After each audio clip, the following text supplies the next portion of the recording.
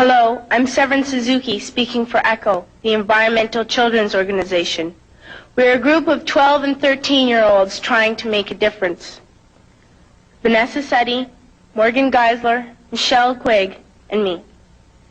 We've raised all the money to come here ourselves, to come 5,000 miles to tell you adults you must change your ways. Coming up here today, I have no hidden agenda. I am fighting for my future. Losing my future is not like losing an election or a few points on the stock market. I am here to speak for all generations to come. I am here to speak on behalf of the starving children around the world whose cries go unheard. I am here to speak for the countless animals dying across this planet because they have nowhere left to go. I am afraid to go out in the sun now because of the holes in our ozone. I am afraid to breathe the air because I don't know what chemicals are in it. I used to go fishing in Vancouver, my home, with my dad, until just a few years ago we found the fish full of cancers. And now we hear of animals and plants going extinct, every day vanishing forever. In my life, I have dreamt of seeing the great herds of wild animals, jungles and rainforests full of birds and butterflies. But now I wonder if they will even exist for my children to see. Did you have to worry of these things when you were my age? All this is happening before our eyes, and yet we act as if we have all the time we want and all the solutions.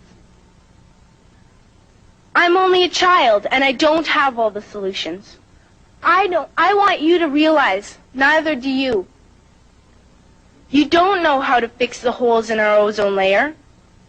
You don't know how to bring the salmon back up a dead stream. You don't know how to bring back an animal now extinct. And you can't bring back the forest that once grew where there is now a desert. If you don't know how to fix it, please stop breaking it. Here, you may be delegates of your government, business people, organizers, reporters, or politicians, but really, your mothers and fathers, sisters and brothers, aunts and uncles, and all of you are someone's child. I'm only a child, yet I know we are all part of a family, 5 billion strong. In fact, 30 million species strong. And borders and governments will never change that. I'm only a child, yet I know we are all in this together and should act as one single world towards one single goal. In my anger, I am not blind, and in my fear, I am not afraid of telling the world how I feel. In my country, we make so much waste. We buy and throw away, buy and throw away, buy and throw away, and yet northern countries will not share with the needy. Even when we have more than enough, we are afraid to share. We are afraid to let go of some of our wealth. In Canada, we live the privileged life, with plenty of food, water, and shelter. We have watches, bicycles, computers, and television sets. The list could go on for 2 days. 2 days ago, here in Brazil, we were shocked when we spent time with some children living on the streets. This is what one child told us. I wish I was rich. And if I were, I would give all the street children food, clothes, medicines, shelter, and love and affection. If a child on the streets who has nothing is willing to share, why are we who have everything still so greedy? I can't stop thinking that these are children my own age, that it makes a tremendous difference where you are born. That I could be one of those children living in the favelas of Rio.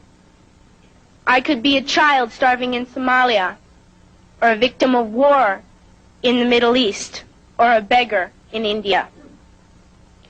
I am only a child, yet I know if all the money spent on war was spent on finding environmental answers, ending poverty, and finding treaties, what a wonderful place this earth would be. At school, even in kindergarten, you teach us how to behave in the world. You teach us not to fight with others, to work things out, to respect others, to clean up our mess, not to hurt other creatures, to share, not be greedy. Then why do you go out and do the things you tell us not to do? Do not forget why you are attending these conferences, who you're doing this for. We are your own children. You are deciding what kind of a world we are growing up in.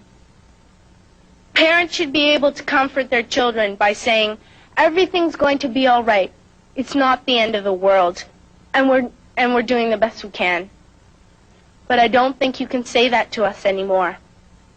Are we even on your list of priorities?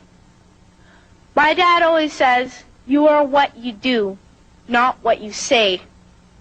Well, what you do makes me cry at night. You grown-ups say you love us, but I challenge you, please, make your actions reflect your words. Thank you.